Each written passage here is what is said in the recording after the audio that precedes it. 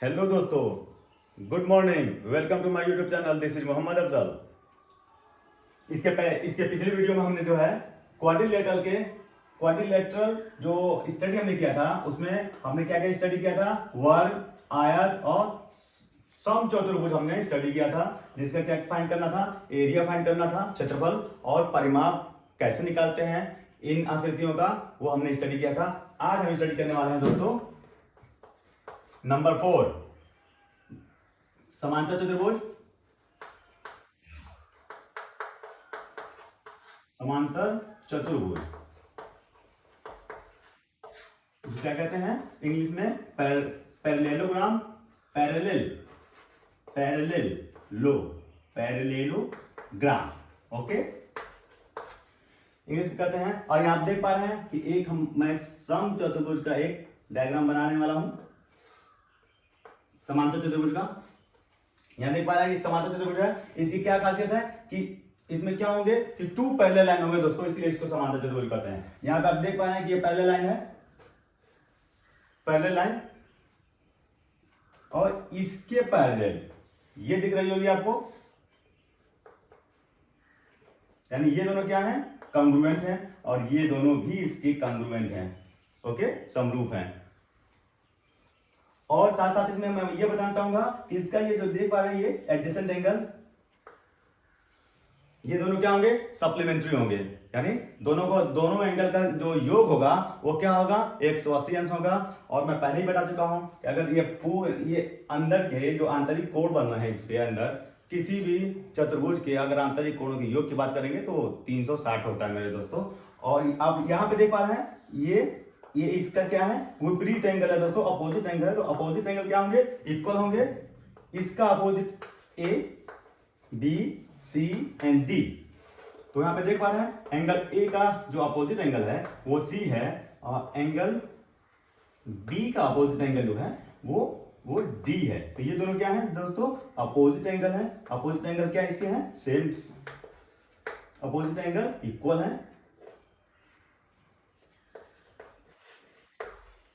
अब देख पा रहे हैं अपोजिट एंगल इक्वल है। और पैरेलल लाइन की हम बात करते हैं यहां पे, तो ए बी किसके पैरेलल है?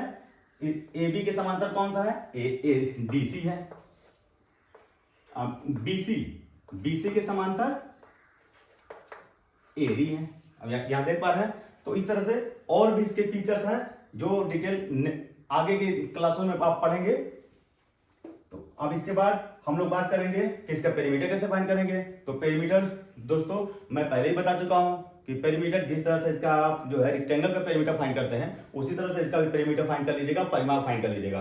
परिमाप, ओके, परिमाप जो है ज्ञात करने के लिए आप जो है जिस तरह से जिस तरह से आपने क्या किया, एक आयत का आपने निकाला था, परिमाप ज्ञात किया था, उसी तरह से इस समांतर चतुर्भुज का भी निकाल लीजिएगा। और मैं ऑलरेडी कह चुका हूं कि पेरीमीटर के लिए क्या करना है कि सभी भुजाओं का योग कर दीजिए।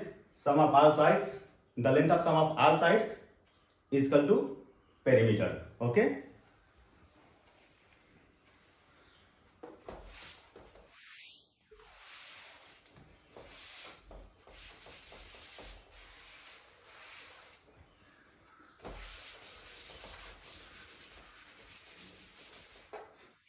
अब हम क्या करेंगे, इसका जो है एरिया फाइंड करने वाले हैं।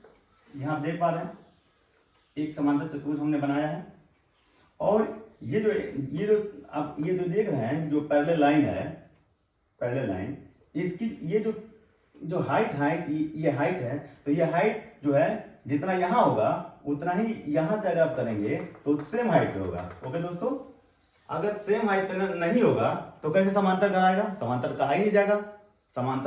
समांतर चतुर्भुज तो इसी बेस पे कहते हैं कि वो समान दूरी पे है। ओके, तो ये जो डिस्टेंस है दोनों समांतर रेखाओं की, ओके, वो क्या होगी? सेम होंगी, कहीं कम कहीं ज्यादा नहीं होगी।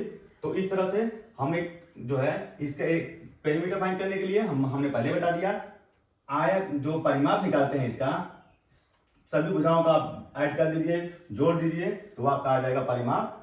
लेकिन क्षेत्रफल, जिस तरह आयत निकालते थे आयत का परिमाप, लेकिन क्षेत्रफल के लिए कुछ विशेष है।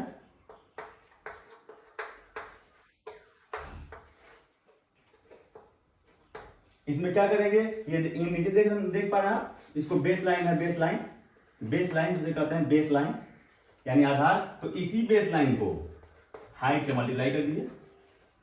ओके, तो ये आपका आ जाएगा, क्या आएगा, एरिया वाला।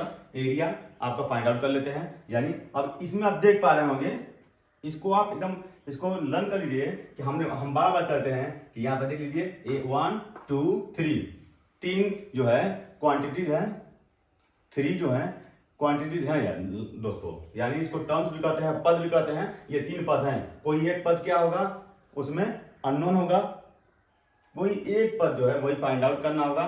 सपोज दैट यहां हमने एक क्वेश्चन मैं दे रहा हूं कि एक समांतर चतुर्भुज का यदि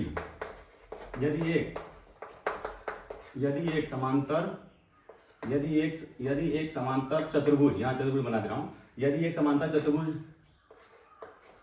की ऊंचाई, यदि एक समांतर चतुर्भुज की ऊंचाई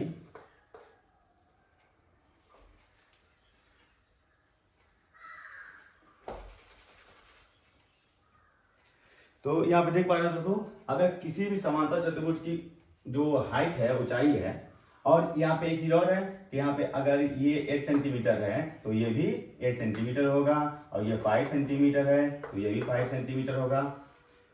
तो किसी समांतर चतुर्भुज का क्षेत्रफल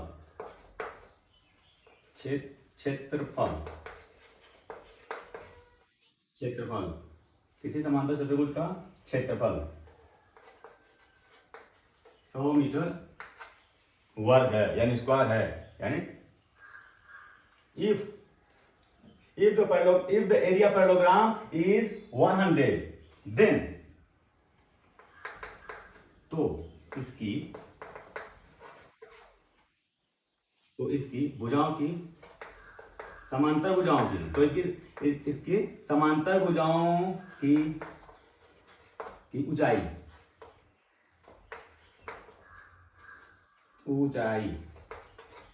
कितनी होगी,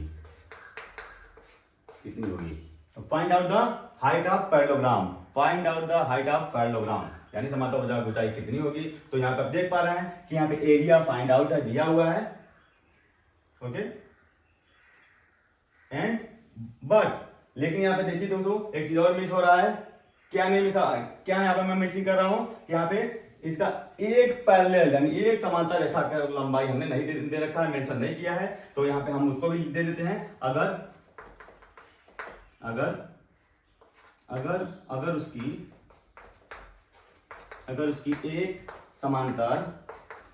एक समांतर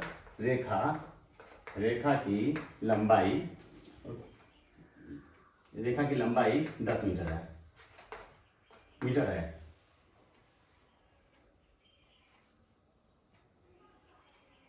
अगर उसकी एक समांतर रेखा की लंबाई 10 मीटर है, यानी ये वाला, ये क्वेश्चन देख रहे हैं ना, ये 10 है। तो जब ये 10 मीटर होगा, मीटर में दिया हुआ है, तो मीटर में हम मेंशन करेंगे इसको मीटर में। अगर ये 10 मीटर है तो ये भी 10 मीटर होगा, जाहिर सी बात है। ठीक है, क्योंकि ये दोनों क्या होंगे, कॉन्ग्रुएंट है, समांसम है। तो इसको सॉल्व करने के लिए यहां देख पा रहे हैं कि ये P1, ये जो बेस है, ये जो 10 है, 10 मीटर, देख पा रहे हैं ना, ये एक समांतर रेखा की लंबाई दिया हुआ है, और क्या दिया है, क्षेत्रफल दिया हुआ है। हमको फाइंड क्या करना है, ऊंचाई फाइंड करना है। तो यही इसमें हमको पुटअप करना होगा, यानी एरिया की जगह पे क्या लिखना होगा, एरिया कितना है, 100 मीटर स्क्वायर। देख पा रहे हैं, तो ये आप नीचे कर लेंगे, इसको मैं फिर से कर ले रहा हूं, b इंटू हाइट। एरिया इस क्वेश्चन में दिया हुआ है 100 मीटर स्क्वायर। b यानी बेस, ये 10 मीटर इंटू हाइट। अब देख पा रहे हैं कि फार्मूला लिखने के बाद हमने क्या किया, उसमें इसकी वैल्यू हमने पुटअप कर दिया यहाँ पे, और आप देख पा रहे हैं कि 10 से इसको कैंसिल कर दीजिए, 10 टाइम्स होगा 10 मीटर। इस तरह से आपका क्या आ जाता है, हाइट, ऊंचाई आ जाता है।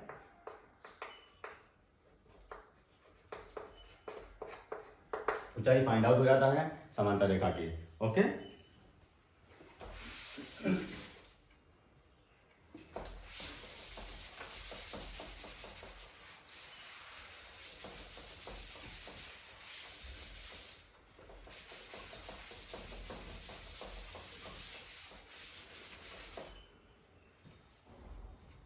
अब जो है हम फाइंड आउट करने वाले हैं समलंब समद्विबाहु समलंब चतुर्भुज की,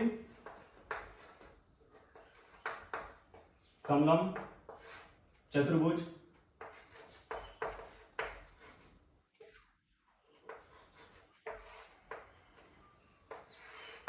समलंब चतुर्भुज मीन्स ट्रेपेजियम,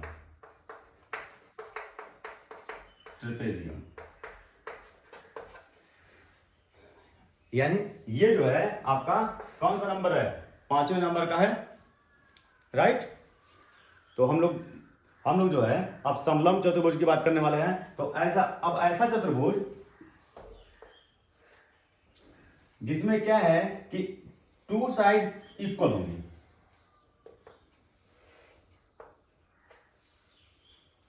अगर टू साइड इक्वल होंगी तो समद्विबाहु समलंब चतुर्भुज कहलाएगा दोस्तों। यहां पे देख पा रहे हैं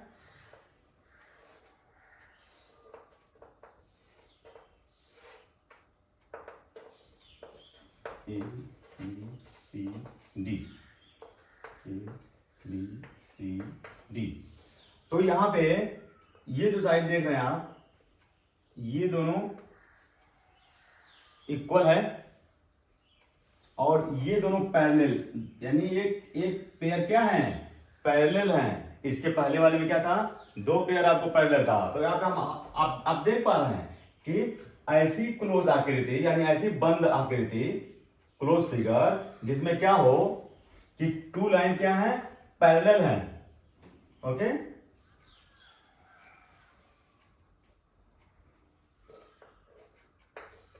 टू लाइन पैरेलल है बट डिफरेंट साइज की है दोस्तों।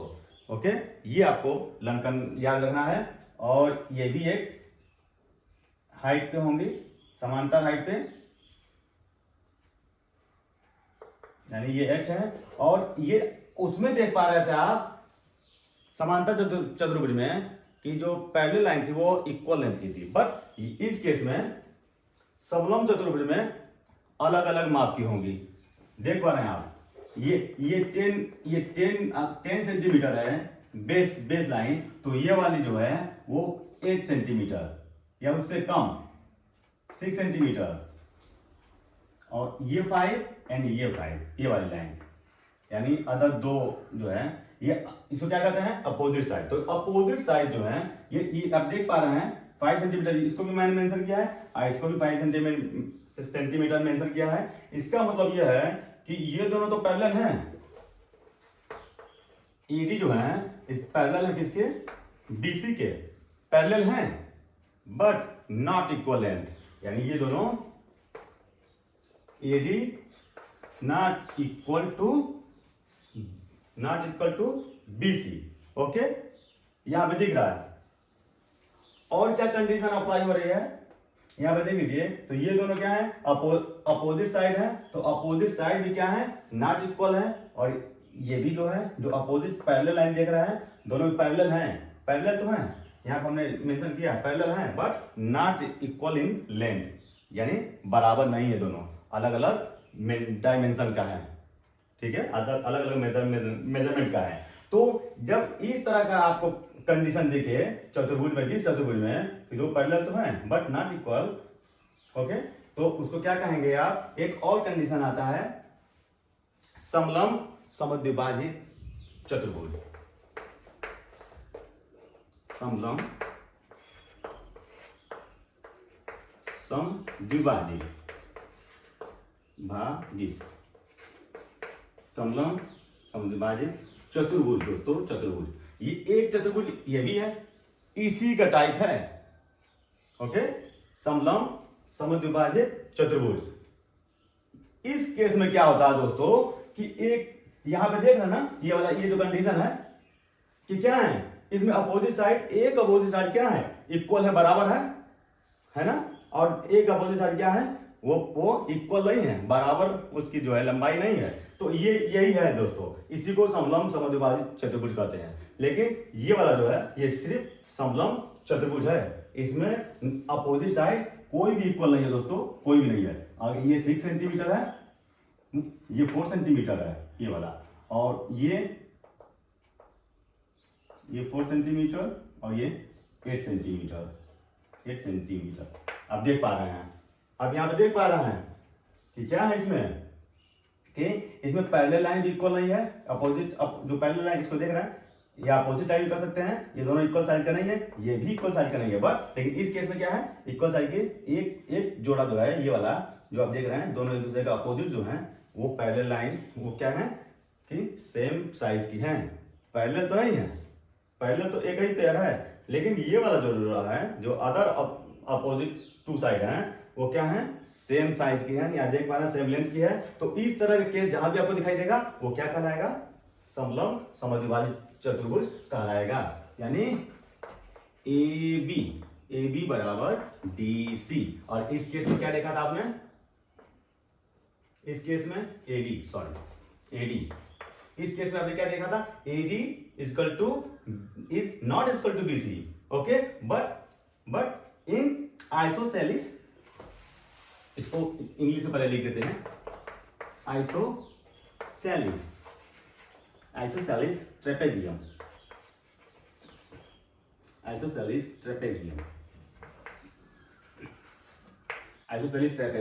Quadrilateral, okay, isosceles trapezium quadrilateral, इसको कहते हैं आइसोसेलिस ट्रेपेजियम क्वाड्रिलेटरल, मींस समलंब समद्विभाजित चतुर्भुज। इसमें क्या होता है कि one pair is equal, one opposite pair is equal, and one opposite pair is parallel, not equal, okay.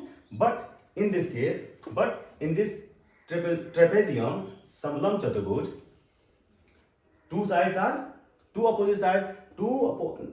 opposite sides are equal. Look here, okay.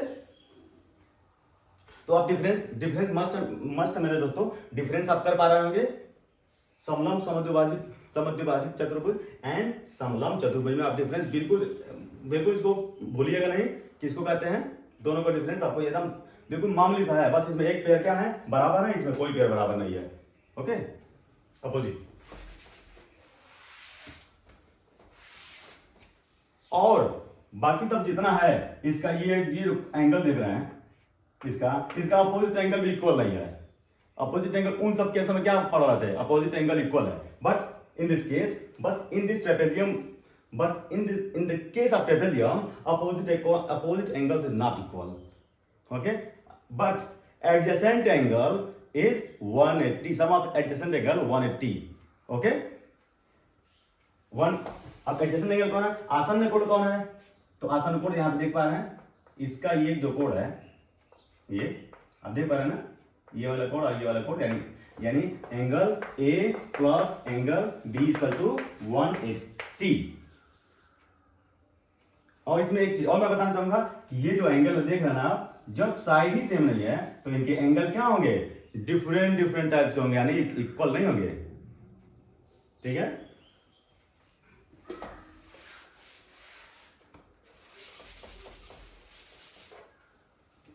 और इस केस में जिस केस में आप देख रहे हैं ये दोनों सेम है, यानी समद्विभाजित समलंब चतुर्भुज में, तो इस केस में बेस एंगल जो होंगे वो इक्वल होंगे।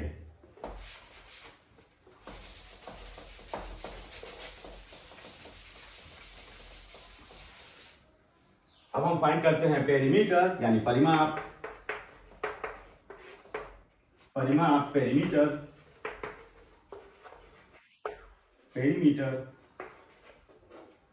तो पेरीमीटर दोस्तों मैं पहले ही बता चुका हूं कि अगर आपको यहां पे देख पा रहे हैं कि फोर साइड दिया हुआ है और सबका अलग अलग मेंशन भी यहाँ पे किया हुआ है कि कितने कितने लेंथ की है, साइड जितनी साइड है यहाँ पे, तो सबको क्या करेंगे, प्लस कर दीजिए।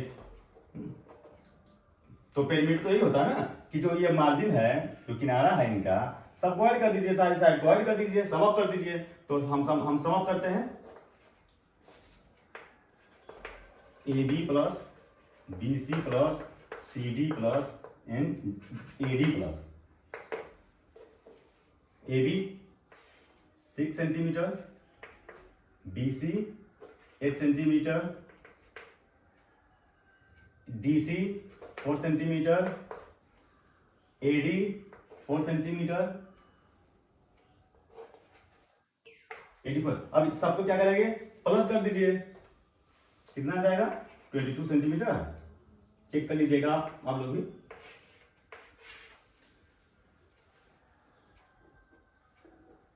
ट्वेंटी सेंटीमीटर इस तरह से पेरीमीटर किसी का फाइंड कर लीजिएगा, पेरीमीटर कोई प्रॉब्लम नहीं है।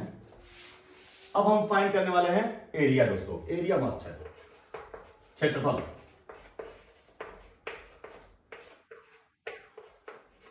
क्षेत्रफल, तो क्षेत्रफल के लिए दोस्तों मैं बताना चाहूंगा कि यहाँ पे जो है एक फार्मूला है, उस फार्मूले को हम लोग सॉल्व करेंगे क्षेत्रफल को। Half P1 plus P2 into height. आप देख पा रहे हैं ना यहाँ पे half P1 plus P2 and height. तो यहाँ पे आप देख सकते हैं ये हाइट है, ये P1 और ये P2। देखिए दोस्तों, मेरे दोस्तों यहाँ पे देख पा रहे हैं कि ये जो पैरेलल लाइन है, इस पैरेलल लाइन को आपको यहाँ पे मेंशन कर देना है P1 एंड P2, यानी समांतर भुजाओं का योग दोस्तों, मेरे दोस्तों योग, समांतर भुजाओं का योग। आप डायरेक्ट भी ऐड कर सकते हैं, कॉम्पिटिशन में क्या होता है डायरेक्ट हम ऐड करते हैं, हम लिखते नहीं है। अगर आपको पता है तो डायरेक्ट ऐड कर दीजिए, इन दोनों को ऐड करके फिर इनटू हाइट 5 सेंटीमीटर। ये देख रहे हैं ये हाइट, ये पैरेलल लाइन का जो हाइट है बिटवीन, तो उस हाइट को मल्टीप्लाई कर दीजिए, मल्टीप्लाई करके हाफ कर दीजिए, उसका आधा कर दीजिए, आपका फाइंड आउट हो जाएगा उसका एरिया। तो हम यहाँ फाइंड आउट करने वाले हैं एरिया सॉल्व करने वाले हैं। हाफ इंटू, अब यहाँ पे देख सकते हैं 8 centimetre plus 4 centimetre into height कितना है दोस्तों 5 सेंटीमीटर। यहाँ देखा हमने इस क्वेश्चन में 5 हमने मेंशन किया है। देखिए अब यहाँ इसी तरह से आप एरिया फाइंड आउट कर लेते हैं। इन दोनों को ऐड कर दीजिए, 8 4 12 और 12 का जो है 5 से मल्टीप्लाई कर दीजिए, 12 5 जा 60 सेंटीमीटर इस तरह से, और फिर इसको हाफ कर दीजिए मेरे दोस्तों।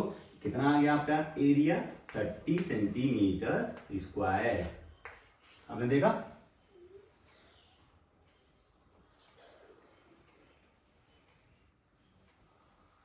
आप देख पा रहे हैं यहाँ हमने क्या कर लिया, एरिया फाइंड आउट कर लिया। इसी तरह से फिर मैं एक बार बताना चाहूंगा मेरे दोस्तों, फिर हम एक टर्म्स की बात करेंगे। फिर मैं बार बार वही कहता हूं कि area equal to half of P1 plus P2 into H। अब बताइए इसमें कितने टर्म्स आ गए, कितने पद हैं, 1 2 3 एंड 4 टर्म्स हैं। तो अब क्या होता है कि बेसिक लेवल पे क्या होता है कि कोई एक ही टर्म्स जो है फाइंड आउट करना होता है। एक्चुअली कोई भी एक टर्म्स आप फाइंड आउट कर सकते हैं। सपोज कोई क्वेश्चन है, अगर किसी समलंब चतुर्भुज का एरिया दिया हुआ है और उसकी एक पैरेलल लाइन का वैल्यू भी दिया हुआ है, मेजरमेंट भी दिया हुआ है, एक समांतर भुजा का जो मान होता है लंबाई होगी वो दिया होगा, और उसकी हाइट भी दिया होगा कि कितने उसका हाइट है, यानी उसका अंतर कितने अंतर पे वो स्टैंड है। सपोज है कि अब यहाँ देख पा रहे हैं आप कि यहाँ पे सपोज है कि ये P2 नहीं पता है, P2 फाइंड आउट करना है, क्वेश्चन है। अब हमने दे दिया कि एक समलंब चतुर्भुज का क्षेत्रफल, अगर एक समलंब चतुर्भुज का क्षेत्रफल 30 सेंटीमीटर स्क्वायर है और उसकी एक समांतर भुजा की लंबाई 8 सेंटीमीटर है और वो समलंब चतुर्भुज की जो ऊंचाई होगी वो 5 सेंटीमीटर है, तो समलंब चतुर्भुज की दूसरी समांतर भुजा का योग कितना होगा। ओके दोस्तों, दूसरी समांतर यानी P2। तो यहां पे आप देख पा रहे हैं जो मेरे क्वेश्चन कहने का मतलब था, आई मीन टू से ए की वैल्यू हमने बताया आपको कि 3 सेंटीमीटर स्क्वायर। यहां पे देख पा रहे हैं कि हमने कहा कि एरिया कितना है 30 सेंटीमीटर स्क्वायर है उस समलंब चतुर्भुज का, और यहाँ पे हाफ हम करने वाले हैं, और P जो है 8 सेंटीमीटर और प्लस P2 फाइंड करना है, और हाइट कितना है 5 है मेरे दोस्तों। तो इस तरह से आप क्या करेंगे कि डायरेक्ट जो है इस टू का डायरेक्ट इसमें मल्टीप्लाई कर दीजिए, तो ये हो जाएगा आपका 60 सेंटीमीटर। सॉल्व करने के देखिए तरीके दोस्तों, को किसी भी क्वेश्चन को सॉल्व करने के डिफरेंट वे हो सकते हैं, ठीक है, इजी भी हो सकता है कोई भी। हमको तो ये तो मैथ हमको सिखाता है कि किसी भी क्वेश्चन को सॉल्व करने कितना एक तो टाइम की बचत हो और इजी सॉल्व हो जाए, बहुत डिफिकल्ट ना हो। डिफिकल्ट क्वेश्चन भी इजी बना कुछ लोग बना देते हैं, तो कुछ ऐसा ही हम लोग भी करने वाले हैं। तो यहाँ पे देख पा रहे हैं कि 2 का हमने क्रॉस मल्टीप्लाई कर दिया 30 से, ये 60 सेंटीमीटर स्क्वायर हो गया। और फिर इसको h की वैल्यू कितना हमने बताया था, 5 है मेरे दोस्तों। तो इस 5 का जो है डायरेक्ट हम यहाँ पे कैंसिल कर देते हैं। कितना आ गया, 12 सेंटीमीटर स्क्वायर। ओके, और अब यहाँ देख पा रहे हैं कि 8 सेंटीमीटर प्लस P2 लिखा हुआ है, यानी दूसरी समांतर रेखा। तो अब इस 8 सेंटीमीटर को इसमें से क्या करेंगे, डिवाइड कर दीजिए, माइनस कर दीजिए। तो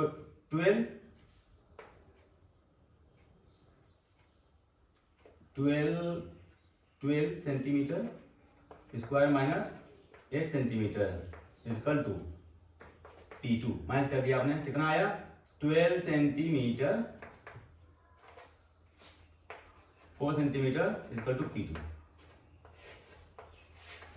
देखिए दोस्तों ये कितना आ गया, 4 सेंटीमीटर आ गया। यहां पे देख पा रहे हैं ना, 4 सेंटीमीटर आ गया है। इसको फिर मैं एक बार और सॉल्व करता हूं, थोड़ा सा यहाँ पे ज्यादा कॉम्प्लिकेटेड हो गया। इसी क्वेश्चन को एक बार मैं फिर से सॉल्व करता हूं दोस्तों।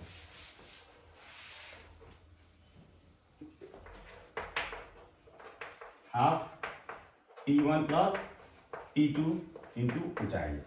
ये क्या है, एक समांतर रेखा की लंबाई है, और ये P2 क्या है, दूसरे समांतर रेखा की लंबाई है, और h क्या है, इनके बीच समांतर रेखाओं के यानी इस समलंब चतुर्भुज की ऊंचाई है, और ये जो है एरिया है। तो मैंने क्या कहा कि मैं पहले बता दिया कि 30 सेंटीमीटर इसका एरिया दिया हुआ है,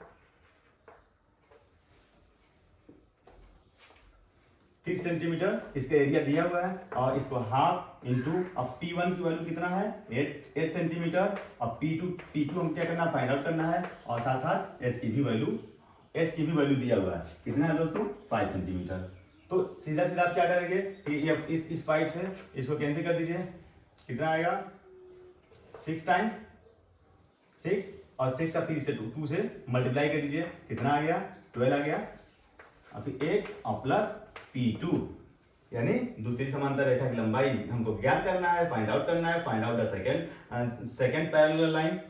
अब 8 को फिर, अब देखिए 8 को जब इस साइड लाएंगे तो ट्रांसपोजिंग करेंगे, मींस ट्रांसपोजिंग करेंगे तो क्या होगा, ये प्लस था, इस साइड आएगा तो माइनस हो जाएगा, माइनस कर दीजिए, तो आपको P2 की वैल्यू आ जाएगी। P2 की वैल्यू यानी सेकंड पैरेलल लाइन की वैल्यू लेंथ आ जाएगी, कितना आएगा 4 सेंटीमीटर। तो मेरे दोस्तों इसी तरह से आप क्या करेंगे, फाइंड आउट कर लेंगे किसी भी समलंब चतुर्भुज का क्षेत्रफल।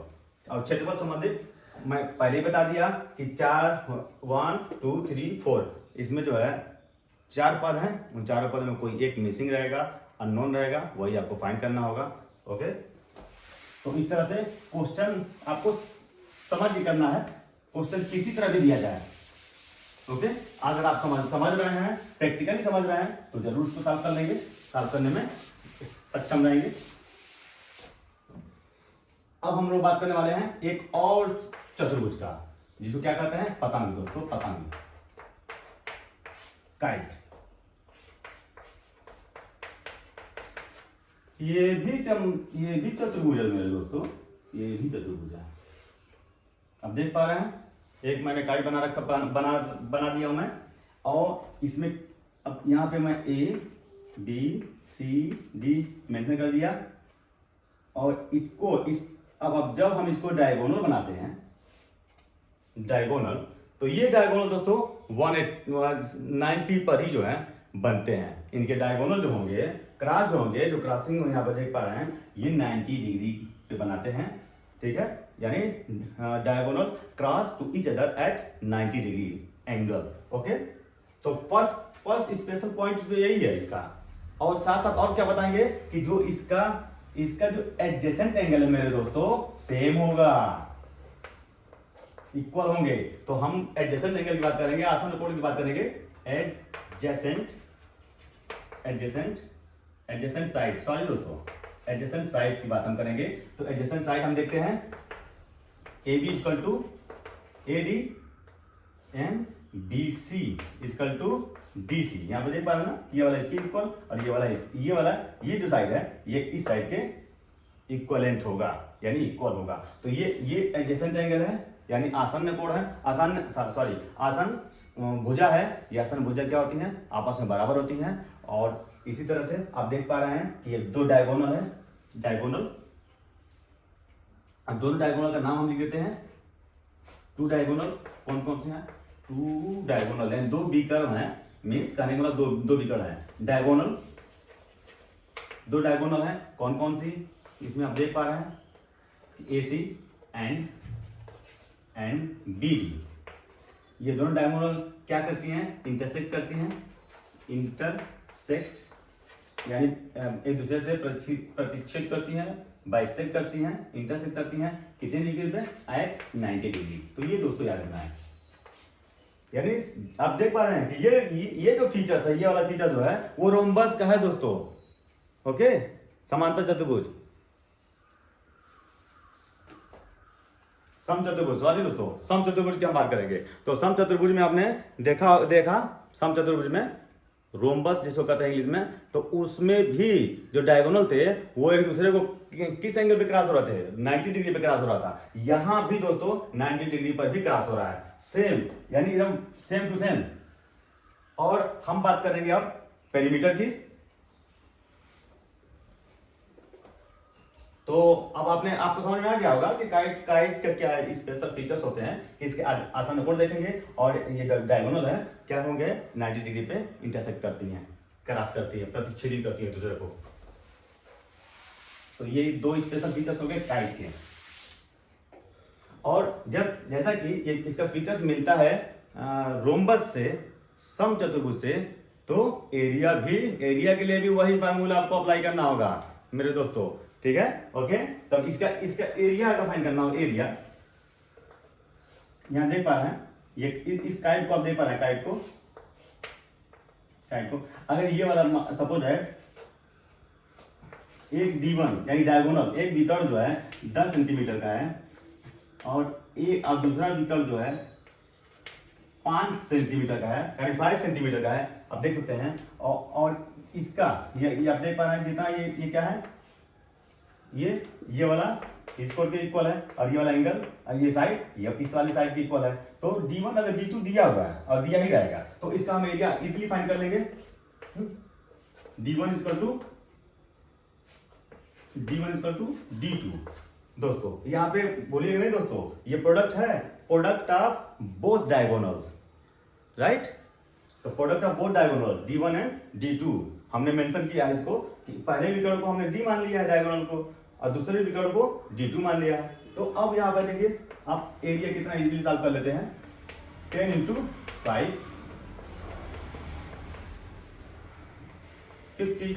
इसको कैंसिल कर दीजिए, कितना आ गया 25 सेंटीमीटर स्क्वायर, और 25 स्क्वायर सेंटीमीटर। मेरे दोस्तों दो तरह से आप लिख सकते हैं, कोई कंफ्यूज मत होइएगा, सेंटीमीटर स्क्वायर लिखिए या स्क्वायर सेंटीमीटर लिखिए, वर्ग सेंटीमीटर लिखिए हिंदी में अगर है तो वर्ग सेमी, तो अभी आपका आंसर राइट होता है। और फिर एक बार मैं फिर बात करना चाहूंगा कि यहाँ पर भी आप देख पा रहे हैं